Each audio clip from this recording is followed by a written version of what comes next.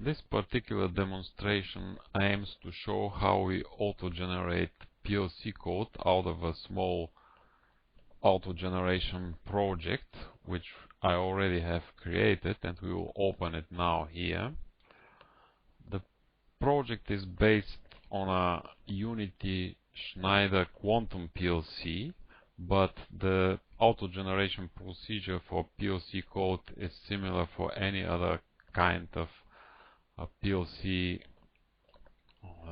target devices, like it can be Allen Bradley or Siemens or any other PLC brand, and the procedure would be exactly the same. So we're already opening the project at the moment. It's a very small one indeed. It has only one digital input, one analog input, and a motor,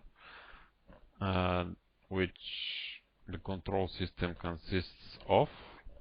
And we'll see all the data and the records for these three control items in a minute. The moment the GUI is importing all the project data in order to show it to the customer, and in a second we will see all the data. So in this view here, which is the control data view, we see what control items we've got, and as I mentioned before, it's only one digital input which generates an alarm in the control system when activated, one analog input which is a level indicator, and one motor, a blower, which is controlled by the PLC code. So let's go and have a look. This is the record of design input data for the digital input. Then we've got the record for the analog input with all its data, like minimum, maximum, alarm levels, and so on. Physical input in the PLC. And then there is the record for the motor with all its data that already has been entered in the project. And now we are ready to proceed and go ahead and auto-generate the code and tags for the PLC program. But before that, we need to do a data consistency check for the project, which makes sure that all the design input data required for the auto-generation is there, and the auto-generation will proceed with success. So we do the data checks, and if they pass, we are ready to auto-generate the PLC code and SCADA code, and it seems to be the case here. So the check has passed, and we are okay to proceed and do the auto-generation. So we click on the PLC auto-generation action trigger. The auto-generation is started, and it's in progress at the moment. For its purposes, it needs some intermediate data storage, which we do at the moment, and then it continues with the auto generation, and in a moment it will report the results. So it seems the auto generated code has been finished, and we can see here that the auto generation action is indicated as executed. So let's see what we have auto-generated. In this folder is the artifacts or the output from the auto-generation. As we see, we've got two files. In this case, for Unity and Quantum, we've got in one file all the tags needed in the PLC program for the three auto-generated code items. So let's open the raw data for importing the PLC program. So this is the tags, and see what the format looks like. As it's seen, it's just a declaration of PLC tags with their type and commands, and that's pretty much all of this file, and it will be later imported in the PLC program, as I will demonstrate in a minute. The other file is the PLC code auto-generated itself. It is a bit more complex in format, but all it is really, it's auto-generated out of a template for each control item, like whether it be motor, valve, duty standby controller, PID controller, or digital input, analog output, digital output. And this template is predefined somewhere. And what the auto generation process does is replaces generic tags in the template with specific design input data tags specified in the project for this particular PLC program. So as we can see, all the effective parameters are replaced with real PLC code tags. And this file will be imported in a minute in the PLC program. So let's go now to the PLC program. I already opened a PLC program. First we have to actually copy this file somewhere that the PLC program can see them. So I will do that now, and then we go to the PLC program. And I already have created an empty PLC program, which, as it can be seen, has no program sections in it, so it's empty, and no tag declarations either. What it has though is all the standard function blocks implementing the functionality of all control systems elements, whether it be valves, motors, digital inputs, analog inputs, outputs, or any other control item like sequences or duty standby or any PID controllers or what it might be. All the functionality, the standard functionality of a motor, for instance, is already implemented in this PLC program in the form of derived function, standard derived function blocks, as can be seen here.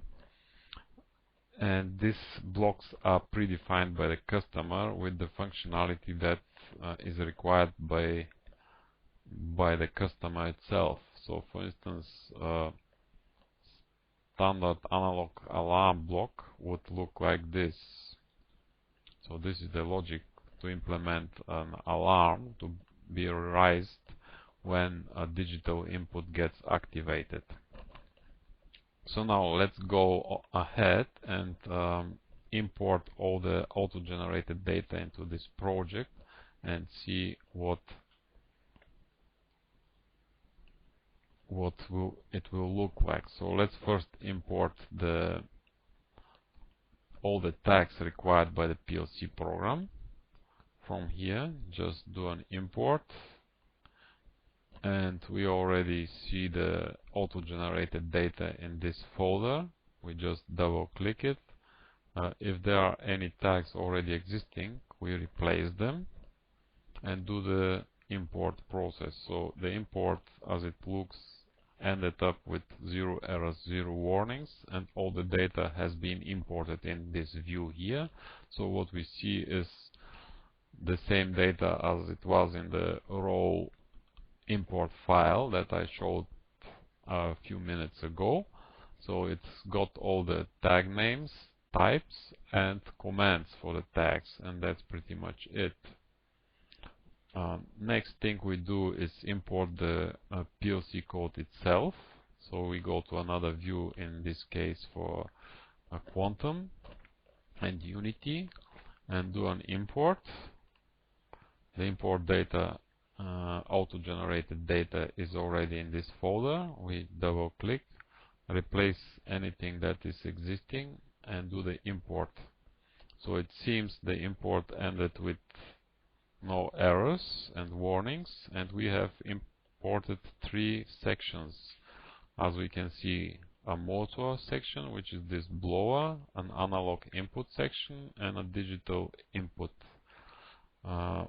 program section. Let's go and have a look what these programs modules look like. So for the digital input, for instance, we have imported this function, this small block here, which is nothing else than an interface to the standard function block predefined by the customer, which implements the digital input. And all we have done in the auto generation process, we auto generated this interface block with specific PLC tags for this particular project taken from the design input data. So all these tags have been taken from the design input data by the auto generation tool. And the code below this interface block, which represents a digital input, is, as I mentioned, predefined by the customer, and that's all the functionality that the customer requires in order to auto-generate generate an alarm once this analog digital input gets activated. Let's go to the analog input block.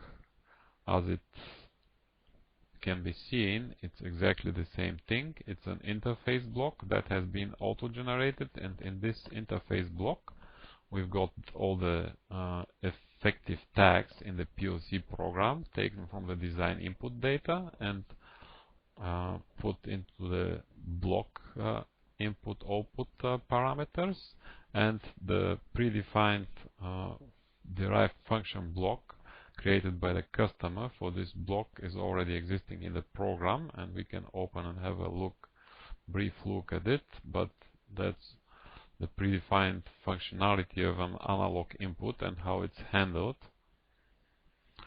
So once the analog input starts feeding data into the PLC, it will be processed by the function block. Same for the motor. The motor is a bit more complex, but it's got interface block auto-generated, of course, to a soft starter, because this is a direct online motor, dual motor, and the tags for interfacing the soft starter are auto-generated from the design input data. Here's the functionality of the motor itself. The customer has predefined the derived function block for the motor implementation, and we have auto-generated the interface block with all the input-output parameters to control the motor. The motor has another block, which is the monitoring of motor currents and RTDs, which is represented by this functional block, and another block which counts the run hours of the block and other statistical data, which is represented by this auto-generated block. And the functionality, of course, is again predefined by the customer in a derived function block. In control logics and Alan Bradley, that would be add-on instruction, again predefined by the customer according to his control needs. The motor as well has interlocks which would stop the motor in case of a safety interlock breach, or equipment interlock breach, or process interlock breach, or sequence interlock breach when the motor is running in a sequence. Logic for the interlocks can be also auto-generated. I haven't done it in this case, but if you put some logic in the design input data, it will be mirrored here, and you can see the logic for the interlock and when it will occur. Also, the motor has a startup control, which would be a similar block to this one, and this particular motor doesn't have that, but you can have a startup control and startup conditions for the motor. So this is pretty much what has been auto-generated and imported in the PLC program, and this particular PLC program would be able totally to control a motor once you connect the I/O for the motor. And let's just have a look whether all the imported auto-generated data is correct and doesn't have any errors. So we do an program analysis here. That's a particular functionality for the Unity platform. So analyze project, and we do the analyze, and as we can see, there are no errors in the code of any kind, neither warnings nor errors. So it seems the auto generation process has been successful, and from here on we can continue with fat testing the PLC program and commissioning it. So this is pretty much the auto generation process for PLC programs.